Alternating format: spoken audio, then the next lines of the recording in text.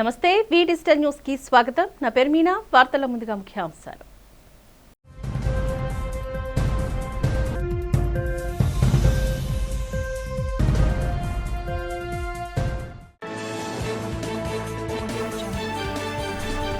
సుదీర్ఘ నిరీక్షణ అనంతరం దివి నుంచి భూమికి చేరిన వ్యోమగామి సునీత విలియమ్స్ సాహస వనితకు స్వాగతం పలికిన ప్రపంచ దేశాలు.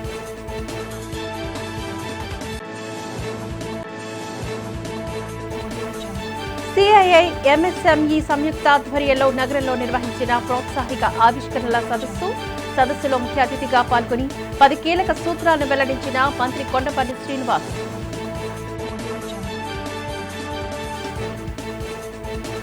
ట్రాఫిక్ చలనాలపై పెంపుపై శాసన మండలిలో వాడివేడిగా జరిగిన చర్చ. సుప్రీంకోర్టు సూచనల మేరకే రాష్ట్రంలో పోలీస్ శాఖ చర్యలు చేపడుతుందన్న హోంమంత్రి అనిత.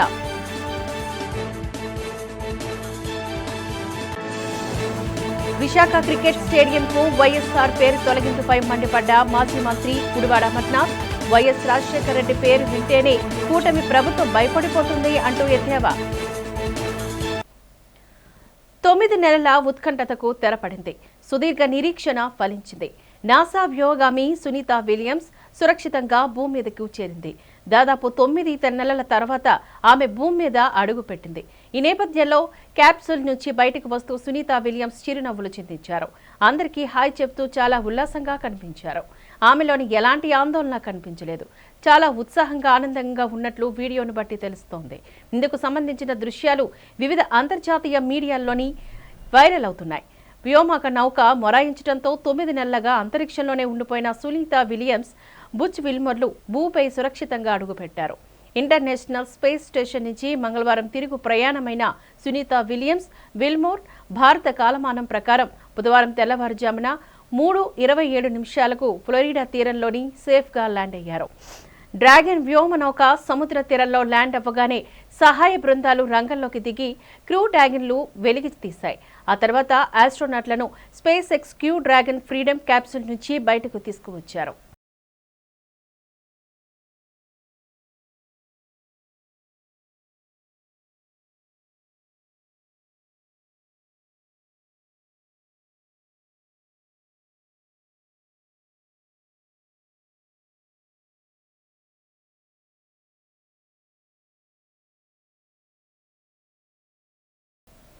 రాష్ట్రంలోని సూక్ష్మ చిన్న మధ్య తరహా సంస్థల ఎదుగుదల ప్రోత్సాహం ఎగుమతులే లక్ష్యంగా ప్రభుత్వం పనిచేస్తుందని రాష్ట్ర ఎంఎస్ఎంఈ ఎన్ఆర్ఐ సాధికారత శాఖ మంత్రి కొండపల్లి శ్రీనివాసరావు తెలిపారు. సిఐఐ సహకారంతో ఏపీ ఎంఎస్ఎంఈ అభివృద్ధి కార్పొరేషన్, నీతి ఆయోగ్ సంయుక్తంగా ఎగుమతి ఆధారిత వృద్ధి ఆవిష్కరణల కోసం ఎంఎస్ఎంఈలను సాధికారపరచడం అనే అంశంపై నగరంలోని వర్క్షాప్ జరిగింది. వర్క్షాప్లోని మంత్రి కొండపల్లి శ్రీనివాసరావు మాట్లాడుతూ రాష్ట్రంలోని ఉపాధి పెంపుదల, ఆర్థిక అభివృద్ధికి మూల స్తంభాలని అభివర్ణించారు. స్వర్ణాంధ్ర 2014 డాక్యుమెంట్లో ఎంఎస్ఎంఈ రంగాన్ని మెరుగుపరిచేందుకు గాను 10 కీలక సూత్రాలను రూపొందించామని చెప్పారు. సూక్ష్మ, చిన్న, మధ్య తరహా సంస్థల ద్వారా ఉత్పత్తులను పెంచి ఎగుమతులను ఎక్కువ చేయాలన్నదే తమ ప్రభుత్వ లక్ష్యమని స్పష్టం చేశారు. దీనివల్ల ఉపాధి అవకాశాలు మెరుగుపడటమే కాకుండా రాష్ట్రం ఆర్థికంగా బలోపేతమవుతుందని మంత్రి శ్రీనివాసరావు అన్నారు. ఈ కార్యక్రమంలోని నీతి ఆయోగ్ సీఈఓ సుబ్రహ్మణ్యం, పరిశ్రమలు, వాణిజ్యం ప్రభుత్వ కార్యదర్శి యువరాజు, జిల్లా కలెక్టర్ హరేంద్ర ప్రసాద్తో పాటు పలువురు ప్రముఖులు, పారిశ్రామికవేత్తలు, ఎంఎస్ఎంఈ వ్యవస్థాపకులు తదితరులు పాల్గొన్నారు. A very good afternoon. It's a good morning. A very good morning. I would like to hear from the audience. A very good morning. I just want to see your presence. I'm happy that I'm here today to address the gallery of the MSME entrepreneurs, especially from the region I belong. A warm welcome to all of you. I would like to recognize the guests.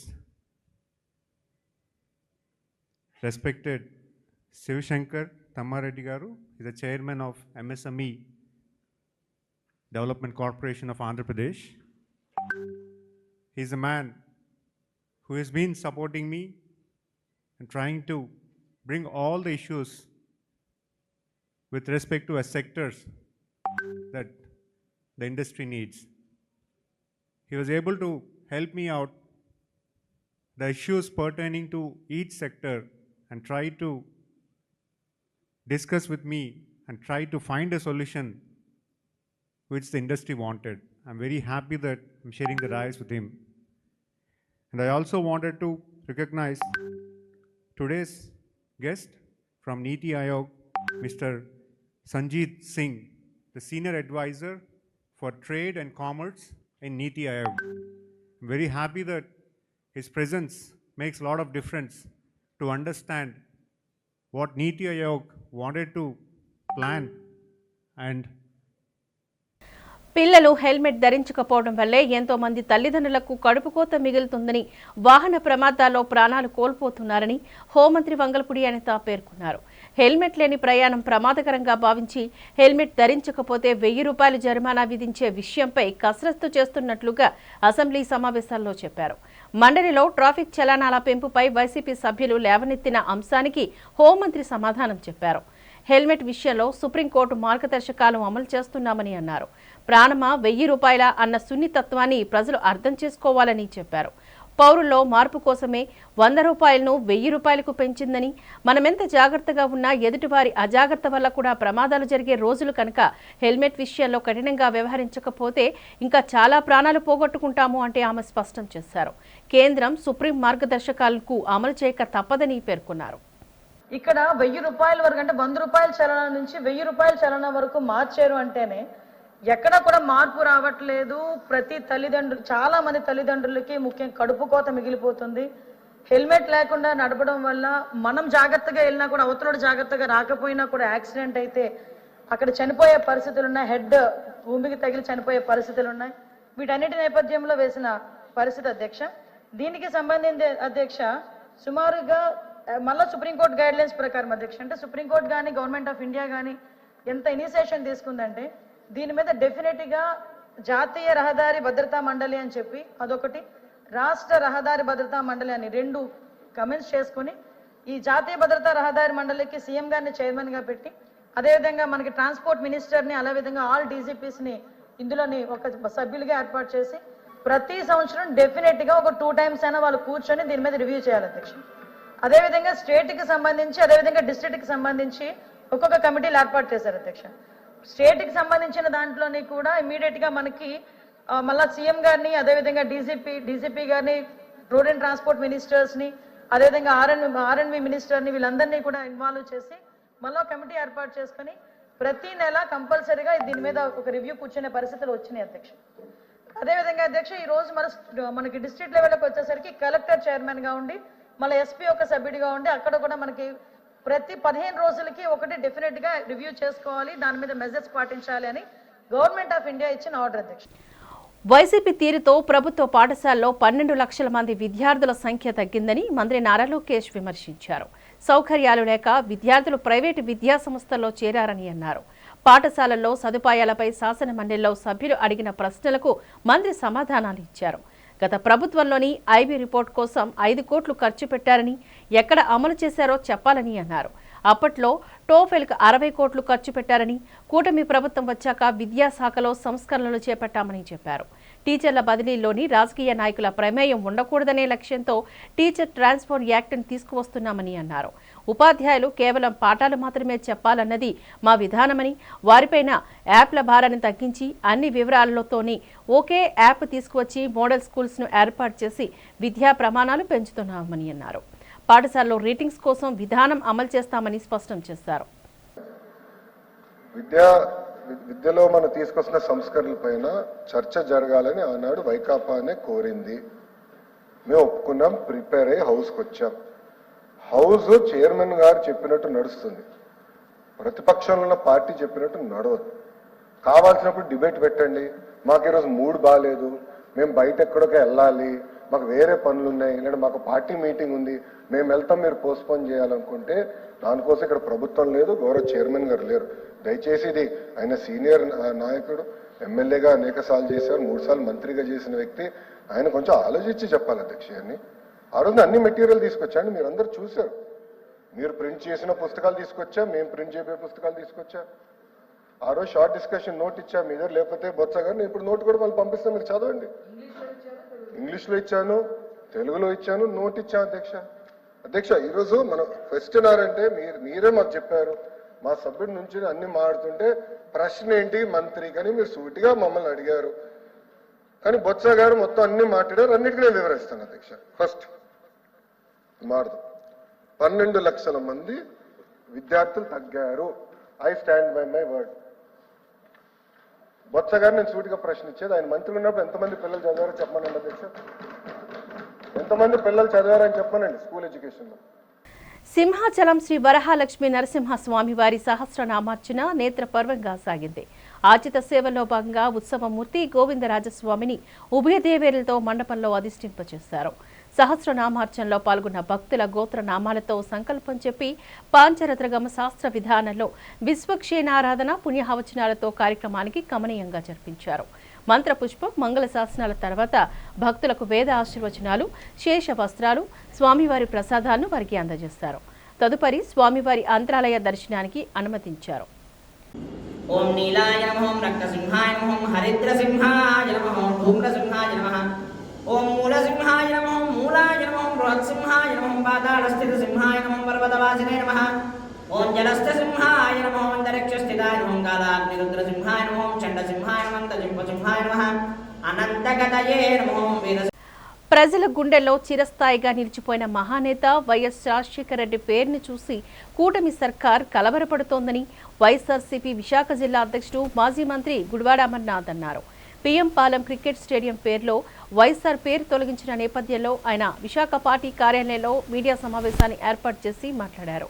రాష్ట్రంలోని వైఎస్ఆర్ పేరు లేకుండా చేయాలనే దుర్మార్గమైన ఆలోచనతో కూటమి ప్రభుత్వం పనిచేస్తోంది అంటూ మండిపడ్డారు. కూటమి పార్టీలు అధికారంలోకి వచ్చిన నాటి నుంచి వరుసగా వైఎస్ఆర్ పేరు ఎక్కడ ఉంటే అక్కడ దాన్ని తొలగిస్తున్నారని, ప్రజల గుండెల్లో ఉన్న మహానేత పేరును చెరిపేయగలరా అంటూ ప్రశ్నించారు. కూటమి ప్రభుత్వం ఏర్పడిన తర్వాత వైఎస్ఆర్ కాంగ్రెస్ పార్టీని లేకుండా చేయాలి, వైఎస్ఆర్ అనే బ్రాండ్ కనిపించకుండా చేయాలన్న కుతంత్రమే కనిపిస్తోందని అన్నారు.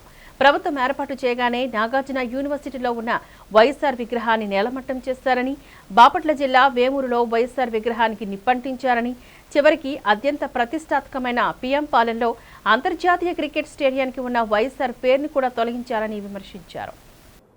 ఈరోజు VDCA cricket stadium Andhra cricket association ఆధ్వర్యంలో ఉన్నటువంటి పోతినమల్లపాలెం క్రికెట్ స్టేడియంకి ఆ రోజు ప్రభుత్వం పెట్టినటువంటి పేరు కాదు. ఆ రోజు ఉన్నటువంటి ఆంధ్ర క్రికెట్ అసోసియేషన్ అధ్యక్షులుగా ఉన్నటువంటి గోకరాజు గంగరాజు గారు, లేదా ఆ రోజు ఉన్నటువంటి కమిటీ 2009 సెప్టెంబర్లో ఆ రోజు రాజశేఖర రెడ్డి గారు హఠాత్తుగా మరణిస్తే తక్షణమే ఆ రోజు నిర్మాణంలో ఉన్నటువంటి లేదా ఆ రోజు నూతనంగా నిర్మించినటువంటి ఆ స్టేడియంకి రాజశేఖర రెడ్డి గారు పేరు పెట్టాలని చెప్పి వారు నిర్ణయం తీసుకొని పెట్టినటువంటిది. దాన్ని ఏ హోదాలో తొలగించారు, ఎందుకు తొలగించారు, లేదా పేరు చూస్తే మీకేమైనా భయమా, వైఎస్ఆర్ బ్రాండ్ చూస్తే మీకేమన్నా మేము రాజకీయం చేయలేమనేటువంటి బాధ ఏమైనా ఉందా మీకు? సో అందుకనే ఈరోజు వైఎస్ఆర్ కాంగ్రెస్ పార్టీ దీన్నే తీవ్రంగా పరిగణిస్తూ, వీరు చేస్తున్నటువంటి చర్యల్ని తీవ్రంగా ఖండిస్తూ రేపు ఉదయం 10 గంటలకి స్టేడియం దగ్గర ఒక నిరసన కార్యక్రమాన్ని కూడా నిర్వహించాలని చెప్పి పార్టీ నిర్ణయం తీసుకుంది. రేపు ఉదయం 10 గంటలకి రాజశేఖర రెడ్డి గారి విగ్రహం, ఎందుకంటే ఆ స్టేడియంకి రాజశేఖర రెడ్డి గారి పేరు ఉంది అనేటువంటి ఉద్దేశంతో ఆంధ్ర క్రికెట్ అసోసియేషన్ వారే విగ్రహాన్ని కూడా స్థాపించారు అక్కడ. ఆ విగ్రహానికి పాలాభిషేకం రేపు చేసి ఒక నిరసన కార్యక్రమాన్ని కూడా నిర్వహించాలని చెప్పి వైఎస్ఆర్ కాంగ్రెస్ పార్టీ విశాఖపట్నం జిల్లా ఆధ్వర్యంలో ఆ నిర్ణయం తీసుకున్నాం. మీరు చేస్తున్నటువంటి పనులకి, మీరు చేస్తున్నటువంటి నిర్ణయాలకి తప్పకుండా తగిన శాస్తి, తగిన గుణపాఠం ప్రజలే చెప్తారనేటువంటి విషయాన్ని మరొకసారి తెలియజేసుకుంటూ, ఇప్పటికన్నా ఆంధ్ర క్రికెట్ అసోసియేషన్ ఆ నిర్ణయం మార్చుకుంటుందా, లేదా ప్రభుత్వం చేసినటువంటి ప్రభుత్వం ఒత్తిడి చేసినటువంటి ప్రభుత్వం ఆ నిర్ణయాన్ని మార్చుకుంటుందా, ఏది మార్చుకుంటుందో రేపు ఐపీఎల్ మ్యాచ్లు కూడా ఉన్నాయి. మీరు పేర్లు మార్చేసి మీకు నచ్చినట్టుగా మీరు చేస్తామనంటే కుదరదు. రేపు పెద్ద ఎత్తున వైఎస్ఆర్ కాంగ్రెస్ పార్టీ అక్కడ నిరసన వ్యక్తం చేస్తుంది. రేపు ఉదయం 10 గంటలకి ఆ కార్యక్రమాన్ని వైఎస్ఆర్ కాంగ్రెస్ పార్టీ విశాఖపట్నం జిల్లా యావత్తు కూడా దాన్ని టేకప్ చేయబోతా ఉందనేటువంటి విషయాన్ని మరొకసారి మీ ద్వారా తెలియజేస్తా ఉన్నాం. Thank you. ప్రజలకు మౌలిక వసతులు కల్పించడమే రాష్ట్ర ప్రభుత్వ ప్రధాన లక్ష్యమని బీజేపీ నాయకురాలు పి శ్యామల దీపిక 45వ వార్డు కార్పొరేటర్ గొంప హానుక్ తెలిపారు. 45వ వార్డులో సుమారు 20 లక్షల రూపాయల వ్యయంతో నిర్మించనున్న డ్రైన్స్, రోడ్లు నిర్మాణ పనులకు వారు శంకుస్థాపన చేశారు. ఈ సందర్భంగా శ్యామల దీపిక హనూక్ మాట్లాడుతూ ఇప్పటికే వార్డులోని ఎన్నో అభివృద్ధి పనులు చేపట్టడం జరిగిందని చెప్పారు. ఇంకా మరెన్నో పనులు చేపట్టనున్నట్లుగా తెలిపారు. అభివృద్ధి పనుల విషయంలో రాజీ పడే ప్రసక్తే లేదని అన్నారు. ఇప్పటికీ ఏమైనా సమస్యలు ఉంటే తమ దృష్టికి తీసుకువస్తే వాటిని పరిష్కరిస్తాము అంటూ హామీనిచ్చారు. ఈ కార్యక్రమంలో 45వ వార్డుకు చెందిన టీడీపీ, జనసేన, బీజేపీ నాయకులతో పాటు జీవీఎంసీ అధికారులు తదితరులు పాల్గొన్నారు.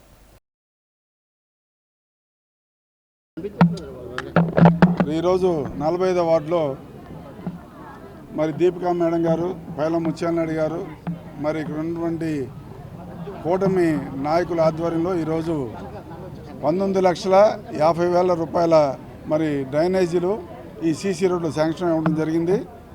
మరి దాన్ని ఇంకా 45వ వార్డులో ఏంటంటే ఇంకా కావాల్సిన వర్కులు కొన్ని ఉన్నాయి, ఆల్మోస్ట్ అయిపోయినాయి. ఇంకా లక్ష్మీనారాయణపురంలో ఆ డ్రైనేజ్ వర్క్ ఒకటి ఉంది. మరి మేడం గారు మరి సార్ కూడా తెలియజేయాలి, అది కంపల్సరీగా చేయాల్సిన పని ఉంది. ఇంకా అలానే సింహాచలం కూడా అది తీరిపోయిన తర్వాత అక్కడ కమ్యూనిటీ హాల్స్ కూడా ఆల్రెడీ శాంక్షన్ ఉన్నాయి. ఈ సింహాచలం 250, 270, 275 జీవో దానివల్ల ఆగి ఉన్నాయి. అవి కూడా త్వరలోనే మరి డెఫినెట్గా మరి జీవీఎంసీ నిధుల నుంచి కూడా అన్ని కట్టిస్తామని చెప్పి మీకు తెలియజేస్తున్నాం. ఈ వైఎస్ఆర్ నగర్ వచ్చినప్పుడు వాళ్ళు రోడ్లు, డ్రైనేజీల గురించి చెప్పడం జరిగింది. సో అక్కడ నేను అప్పుడు హామీ ఇవ్వడం జరిగింది. నేను కాదు, కూటమి ప్రభుత్వం మా నాన్నగారు ఎమ్మెల్యే ఎలక్షన్ క్యాంపెయినింగ్ కింద చెప్పినప్పుడు నేను ఇచ్చిన హామీ ఇది. సో చాలా ఆనందంగా ఉంది. ఈ రోజుని రోడ్లకి అలాగే డ్రైనేజీలకి మనకి ఇక్కడ శంకుస్థాపన చేసి, అలాగే హనుక్ గారు చెప్పినట్టు ఇంకా ఏమేమి పెండింగ్ వర్క్లు ఉన్నాయో అవన్నీ కూడా తొందరలోనే చేయడం జరుగుతుంది. బిల్డింగ్లు కట్టారు కానీ అన్నింటికి కూడా మళ్ళీ 15,000 రూపాయలు చొప్పున ఎమ్మెల్యే గారు కూడా మాట ఇచ్చారు వాళ్ళ రిపేర్ వర్కులకి. అది కూడా మనం దృష్టిలో పెట్టుకోండి, డాడీతో ఒకసారి మాట్లాడమ్మా. అలాగే ప్రతి కాలనీకి వర్కులు చాలా పెండింగ్ ఉన్నాయి. అలాగే 275 సర్వే నెంబర్లో కొన్ని కమ్యూనిటీ వాళ్ళు పడిపోయి స్కూల్ పిల్లల్ని చదివించే కూడా బయట ఎక్కడో అందరూ చెదిరిపోయి వెళ్ళిపోతున్నారు. అవి కూడా ఇక్కడ డిఈ గారు, ఏఈ గారికి ఇప్పుడే చెప్పాను నేను. మళ్ళీ ఎమ్మెల్యే గారికి కూడా చెప్తాను, అలాగే కార్పొరేటర్ గారికి కూడా చెప్పాం. అది వర్కులు అర్జెంటుగా చేస్తే ఆల్రెడీ మేము వెళ్ళినప్పుడల్లా కాలనీలో అడుగుతున్నారు కాబట్టి అవి కూడా మేము వెంటనే చేస్తాం. కూటమి ప్రభుత్వ పనితీరుపై మాజీ ఎమ్మెల్యే వాసుపల్లి గణేష్ కుమార్ తీవ్ర స్థాయిలో విరుచుకుపడ్డారు. నేడు రాష్ట్ర ప్రజలు తీవ్ర ఆవేదనకు గురవుతున్నారని చెప్పారు. ఆసిలిమెట్లోని వైసీపీ కార్యాలయంలో జరిగిన కార్యక్రమాలు వైసీపీ పార్టీలోకి చేరిన వారికి కండువాలు కప్పి సాదరంగా ఆహ్వానం పలికారు. ఈ సందర్భంగా వాసుపల్లి గణేష్ కుమార్ మాట్లాడుతూ నేడు జగన్మోహన్ రెడ్డిని ఎందుకు దూరం చేసుకున్నామని ప్రజలు బాధపడుతున్నారని అన్నారు. జగన్ దూరం కావడంతో ఎన్నో సంక్షేమ పథకాలు కోల్పోయామని, నేడు ఆవేదనకు గురవుతున్నారని చెప్పారు. రాష్ట్రంలోని కూటమి సర్కార్ ప్రజా సంక్షేమాన్ని పూర్తిగా విస్మరించింది అంటూ ఆరోపించారు. జమిలి ఎన్నికలకు పార్టీ శ్రేణులు సన్నద్ధంగా ఉండాలని వాసుపల్లి గణేష్ కుమార్ పిలుపునిచ్చారు. ఎన్నికలు ఎప్పుడు వచ్చినా విజయం మనదేనని, టీడీపీ, జనసేన పార్టీలకు అవే చివరి ఎన్నికలు అవుతాయంటూ జోస్యం చెప్పారు.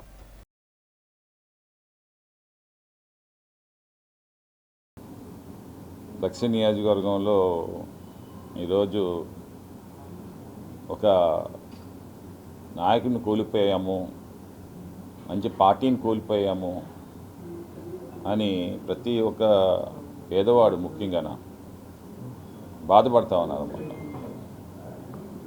జగన్మోహన్ రెడ్డి గారిని అనవసరంగా ఓడించుకున్నాము. అతను ఉండుంటే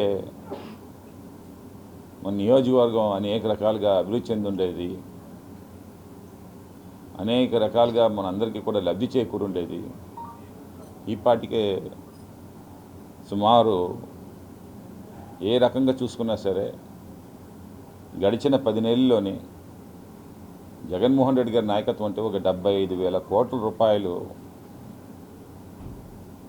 లబ్ధిదారులకి, ప్రజలకి ఏదో రూపేణ ఒక అమ్మఒడి కానీ, ఫీజు రీయింబర్స్మెంట్ కానీ, లేదంటే ఇతర పథకాల ద్వారా ముఖ్యంగా మత్స్యకారులకి మత్స్యకార భరోసా కానీ ఇలాంటి రూపేణా సరే ఒక 75,000 కోట్ల రూపాయలు ఈరోజు వచ్చిండేది అన్నమాట. కానీ చంద్రబాబు నాయుడు ఎక్కిన తర్వాత ఒక్క రూపాయి కూడా ఈ రోజు వరకు కూడా రిలీజ్ చేయలేదు. సంక్షేమ పథకాలు పూర్తిగా జీరో ఎక్సెప్ట్ పెన్షన్. పెన్షన్ అనేది కామన్ ఎజెండా, అది ఫ్లాగ్షిప్ ప్రోగ్రామ్ ఆఫ్ స్వర్గీయ ఎన్టీ రామారావు గారు. దాని తర్వాత పరుగులు తీయించింది డాక్టర్ వైఎస్ రాజశేఖర రెడ్డి గారు. అది భారతదేశం అంతా కూడా అల్లుకుందన్నమాట. సో ఈరోజు అతను చేసింది గొప్పనేమీ లేదని చెప్పేసి తెలుగుదేశం పార్టీ కానీ లేదంటే జనసేన పార్టీ కానీ కూటమిలో ఉండేవాళ్ళు. అనకాపల్లి జిల్లా బయ్యవరం మర్డర్ కేసు కొలిక్కి వస్తుంది. నిన్న హత్య స్థలిలోని తల చేతులు లేని గుర్తు తెలియని మృతదేహాన్ని గుర్తించిన పోలీసులకు హత్యకు గురైంది ఓ హిజ్రాగా గుర్తించే ఆధారాలు లభ్యమయ్యాయి. హత్య కాబడిన హిజ్రా తల, ఒక చెయ్యి బుధవారం ఉదయం అనకాపల్లి వై జంక్షన్ దగ్గర ఓ డ్రైనేజీలోని ఓ సంచిలో లభ్యమయ్యాయి. అయితే ఈ హత్య ఎందుకు జరిగింది, ఎవరు చేశారు అనే దిశగా పోలీసులు దర్యాప్తు కొనసాగిస్తున్నారు. ఇదిలా ఉండగా తమ తోటి హిజ్రా హత్యకు గురి కావడంతో పోలీస్ స్టేషన్ వద్ద హిజ్రాలు ధర్నాకు దిగి అనంతరం నిందితుడిగా భావిస్తున్న వ్యక్తి ఫోటో బ్యానర్తో ర్యాలీ నిర్వహించి హత్యకు కారకుడైన వ్యక్తిని అరెస్ట్ చేయాలి అంటూ డిమాండ్ చేశారు. ఇన్ఛార్జ్ ఎస్పీ వకుల్ జిందాల్ పర్యవేక్షణలో additional SP Devaprasad, DSP Sravani, CI Vijay Kumar అనుమానితులను అదుపులోకి తీసుకుని విచారణ కొనసాగిస్తున్నారు. ప్రశాంతతకు మారుపేరైన ఉత్తరాంధ్ర జిల్లాలో తరచూ ఇటువంటి భయానక హత్యకు జరుగుతూ ఉండటంతో ఉత్తరాంధ్ర వాసులు ఉలిక్కి పడుతున్నారు. ఇటువంటి ఘటనలు పునరావృతం కాకుండా జనసంచారం లేని ప్రాంతాల్లో పోలీస్ నిఘా పటిష్టం చేయాలి అని కోరుతున్నారు.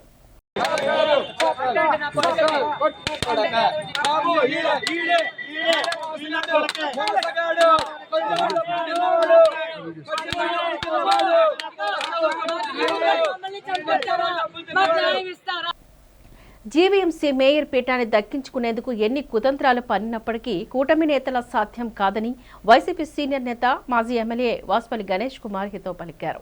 కూటమి నేతల ప్రలోభాలకు తమ పార్టీ కార్పొరేటర్లు లొంగరని స్పష్టం చేశారు. మీడియాతో ఆయన ఈ సందర్భంగా మాట్లాడుతూ కూటమి నేతల ఆశలు ఎప్పటికూ నెరవేరవని అన్నారు. మేయర్ పీఠం కోసం కూటమి నేతలు వ్యవహరిస్తున్న తీరును వాసుపల్లి గణేష్ కుమార్ ఎండగట్టారు. పిఎంపాలెంలోని ఏసీఏ, వీసీఏ క్రికెట్ స్టేడియానికి ఉన్న పేరులో వైఎస్ఆర్ పేరు తొలగించడంపై మండిపడ్డారు. కూటమి ప్రభుత్వం అనుసరిస్తున్న విధానాలను విమర్శించారు.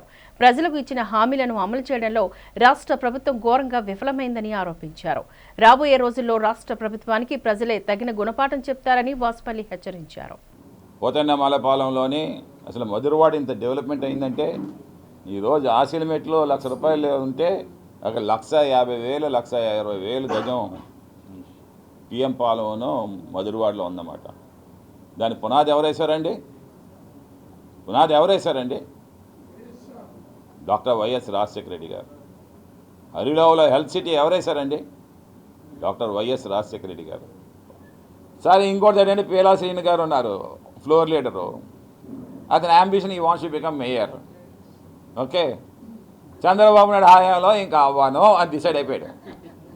అవడు. చంద్రబాబు నాయుడికి ఒకవేళ ఐడియా వచ్చినా సరే ఇక్కడ ఉండే వెలగపూడి అవనేవాడు, ఇటు ఉండే గణబాబు అవనేవాడు. ఓకే, ఇంకా అవ్వద్దు. పీలా శ్రీనుకి no chance of becoming mayor. ఏదైనా అవుతే ఈ 5 నెలల కోసం ఊరు సరదా అన్నమాట, అంతేనే. ఈ సరదా తీర్చేసుకుందాం అని చెప్పేసి ప్రాగ్లాడుతూ ఉన్నాడు. ప్రతి ఫోన్ కొడతా ఉన్నాడు. మా జానకిరామ్ కూడా ఫోన్ కొట్టాడు, 20 లక్షలు ఇస్తారంట. ఓకే, మీకు మీరు నిల్చున్న సీట్లోనే మళ్ళీ పదవి ఇస్తారంట. మా తోట పద్మావతి గారు ఫోన్ చేశారు. ఇదన్నమాట. అంటే డబ్బులు పెట్టి, ఇది వాస్తవం కాదని చెప్పండి వాళ్ళని. మధురవాడ 7వ ward dockyard colony Shri Paidimamba అమ్మవారి జాతర మహోత్సవాలు అంగరంగ వైభవంగా జరిగాయి. ఈ కార్యక్రమంలో స్థానిక కార్పొరేటర్ పిల్ల మంగమ్మ దంపతులు, 5వ వార్డు కార్పొరేటర్ ముల్లి హేమలత దంపతులు పాల్గొన్నారు. ఈ సందర్భంగా ఆలయ అర్చకులు అమ్మవారికి ప్రత్యేక పూజలు నిర్వహించారు. అనంతరం ఆలయ పెద్దలు వి డిజిటల్తో మాట్లాడారు. ఎంతో పురాతన చరిత్ర గల శ్రీ పైడిమాంబ ఆలయాన్ని కొత్తగా నిర్మించుకొని విగ్రహ ప్రతిష్ఠ చేసుకోవడం ఎంతో ఆనందంగా ఉందని చెప్పారు. ఆలయ అర్చకులు ఈ సందర్భంగా మాట్లాడుతూ 3 రోజులుగా జరుగుతున్న ఈ ఉత్సవాల్లో అమ్మవారికి ఎన్నో విశేష పూజలు, హోమాది కార్యక్రమాలు నిర్వహించడం జరిగిందని అన్నారు.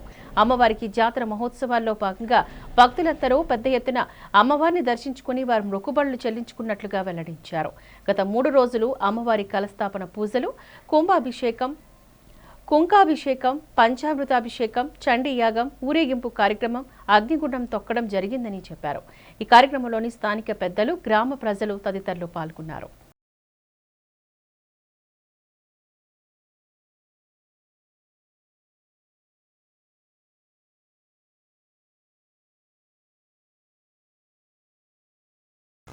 మధురవాడ గ్రామంలో డాక్యార్డ్ మధురవాడ గ్రామంలో వేయించేసుకున్న శ్రీ పైడిమాంబ అమ్మవారికి గత 3 రోజులుగా భక్తి శ్రద్ధలతో గ్రామస్తులందరూ కూడా, ఆలయ కమిటీ సభ్యులందరూ కూడా ఎంతో భక్తి శ్రద్ధలతో పైడిమాంబ అమ్మవారి జాతర మహోత్సవాలు ఘనంగా నిర్వహిస్తున్నారు. అందులో భాగంగా గత 3 రోజుల నుంచి అమ్మవారికి ఎన్నో విశేష పూజాది హోమాది కార్యక్రమములు చాలా గొప్పగా జరిగినవి. అంతేకాకుండా ఈరోజు అమ్మవారికి జాతర మహోత్సవాలలో భాగంగా ఈరోజు అశేష భక్తులందరూ కూడా అమ్మవారిని దర్శించుకొని వారి మొక్కుబడులన్నీ కూడా ఎంతో భక్తి శ్రద్ధలుగా తీర్చుకున్నారు. గత 3 రోజుల్లో ప్రథమ రోజున, మొదటి రోజున అమ్మవారి కలశ స్థాపన, పంచగవ్యప్రాసన ఇత్యాది కుంకుమార్చన పూజలు జరిగినవి. అన్ని ప్రజలకు అభివృద్ధి లక్ష్యంగా రాష్ట్ర ప్రభుత్వం పనిచేస్తుందని బీజేపీ నాయకురాలు పి శ్యామల దీపిక చెప్పారు. 42వ వార్డులోని రైల్వే న్యూ కాలనీ, మసీద్ రోడ్లు, డ్రైనేజీ నిర్మాణపు పనులకు అవార్డు కార్పొరేషన్ ఆళ్ల లీలావత్తో కలిసి ఆమె శంకుస్థాపన చేశారు. ఈ సందర్భంగా శ్యామల దీపిక ఆ వార్డు టీడీపీ సీనియర్ నేత జగదీష్ మీడియాతో మాట్లాడారు. మహావిశాఖ అభివృద్ధికి రాష్ట్ర ప్రభుత్వం అధిక ప్రాధాన్యతనిస్తోందని అన్నారు. మహావిశాఖ పరిధిలో అన్ని ప్రాంతాల అభివృద్ధికి నిధులు కేటాయిస్తుందని చెప్పారు. ఫలితంగా కూటమి ప్రభుత్వం రాష్ట్రంలోకి అధికారంలోకి రాగానే అభివృద్ధి పనులు జోరుగా సాగుతున్నాయని తెలిపారు.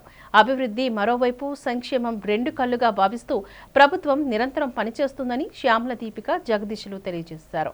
ఈ కార్యక్రమంలోని జీవీఎంసీ అధికారులతో పాటు కూటమి నాయకులు, కార్యకర్తలు పాల్గొన్నారు.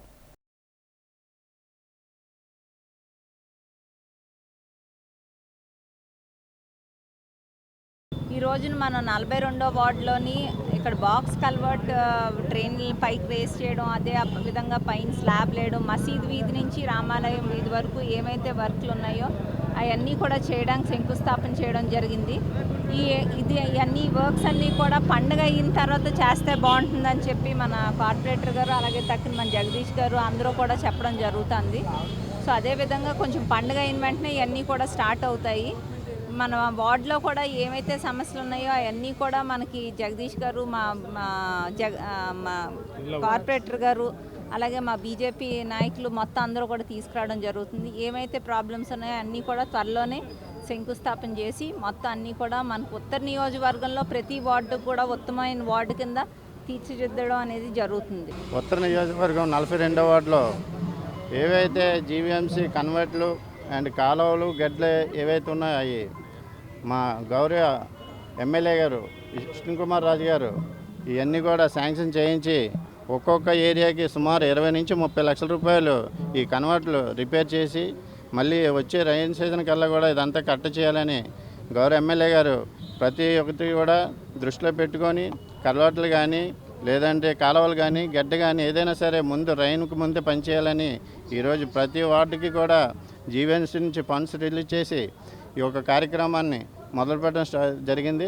ఒక కార్యక్రమానికి సారు అసెంబ్లీలో ఉండడం కారణంగా ఈ యొక్క ముఖ్య కార్యక్రమానికి ముఖ్య అతిథిగా సారాల అమ్మాయి దీపిక మేడం గారు ఇచ్చేసి మేడం గారి చేతుల మీదుగా ఈ యొక్క కన్వర్ట్ ప్రారంభించడం జరిగింది. అలాగే ఈ యొక్క కార్యక్రమానికి 42వ వార్డు కార్పొరేటర్ లీలావతి గారు, శ్రీని గారు, 42వ వార్డు టీడీపీ ప్రెసిడెంట్ రమణరావు గారు, సెక్రటరీ రామకృష్ణ గారు, అలాగే బీజేపీ ప్రెసిడెంట్ గోవిందరాజు, ఓంకార స్వరూప్ శ్రీ లహరి కృష్ణ అమృత గీతాయాన్ హిందీ పాటల ఆల్బం విడుదల కార్యక్రమం గురజాడ కళాక్షేత్రంలో అంగరంగ వైభవంగా జరిగింది. ఆచార్య వి బాలమోహన్ దాస్ అధ్యక్షతన జరిగిన ఈ కార్యక్రమానికి ముఖ్య అతిథులుగా డాక్టర్ గజల్ శ్రీనివాస్, స్వామి విష్ణుదేవానంద సరస్వతి, కెప్టెన్ శ్యామ్ సుందర్ త్రిపాఠి, నరవ ప్రకాశ్రావులు పాల్గొని ఆల్బంను ఆవిష్కరించారు. అనంతరం గజల్ శ్రీనివాస్ మాట్లాడుతూ మనుజ్యోతి ఆశ్రమం ఆధ్వర్యంలో ఇంత మంచి ఆధ్యాత్మిక ఆడియో ఆల్బం విడుదల చేయడం సర్వ మానవాళికి ఉపయోగకరంగా ఉంటుంది ఉంటుందని తెలిపారు. ప్రతి ఒక్కరూ భగవాన్ శ్రీ లహరి కృష్ణ చూపించిన సత్య మార్గంలో నడవాలని సూచించారు. అనంతరం తెలుగు, హిందూ గజల్స్ పాడి భక్తులను అలరించారు. మనజ్యోతి ఆశ్రమ అధ్యక్షులు ఉవాస్ నవరాజా మాట్లాడుతూ మనజ్యోతి ఆశ్రమ విశిష్టతను, ఆశ్రమం చేస్తున్న సేవా కార్యక్రమాలను వివరించారు. ఎన్నాళ్ళుగా పిలుస్తుంది సామే,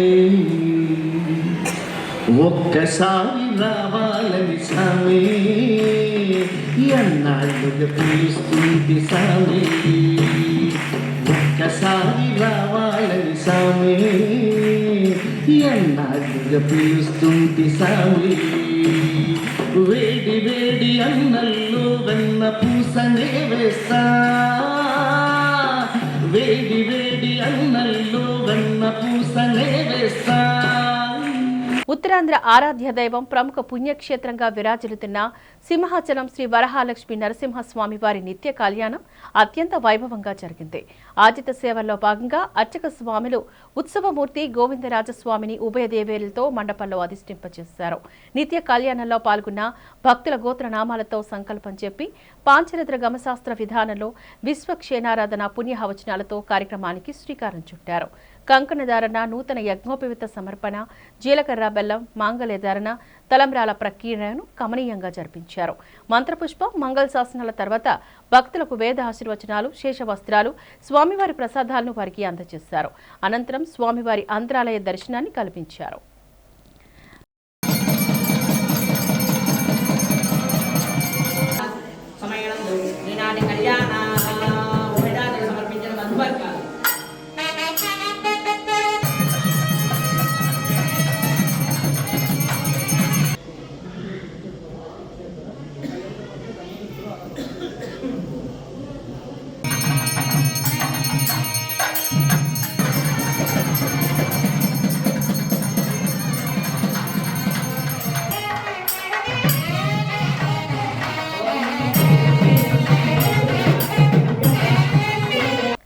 వార్తలు ముగించే ముందు హెడ్లైన్స్ మరొకసారి చూద్దాం.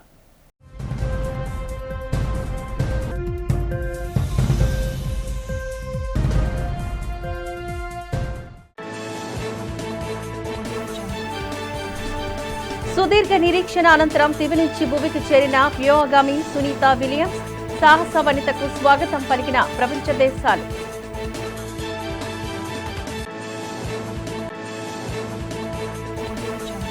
సిఐఐ ఎంఎస్ఎంఈ సంయుక్త ఆధ్వర్యంలో నగరంలో నిర్వహించిన ప్రోత్సాహిక ఆవిష్కరణల సదస్సులో ముఖ్య అతిథిగా పాల్గొని 10 కీలక సూత్రాలను వెల్లడించిన మంత్రి కొండపల్లి శ్రీనివాస్.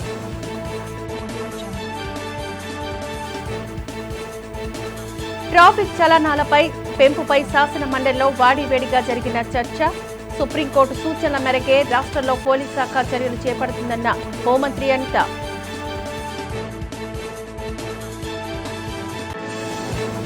విశాఖ క్రికెట్ స్టేడియంకు వైఎస్ఆర్ పేరు తొలగింపుపై మండిపడ్డ మాజీ మంత్రి గుడివాడ అమర్నాథ్. వైఎస్ రాజశేఖర రెడ్డి పేరు వింటేనే కూటమి ప్రభుత్వం భయపడిపోతుంది అంటూ ఎద్దేవా. ఈ వార్తలు ఇంతటితో సమాప్తం. నమస్కారం.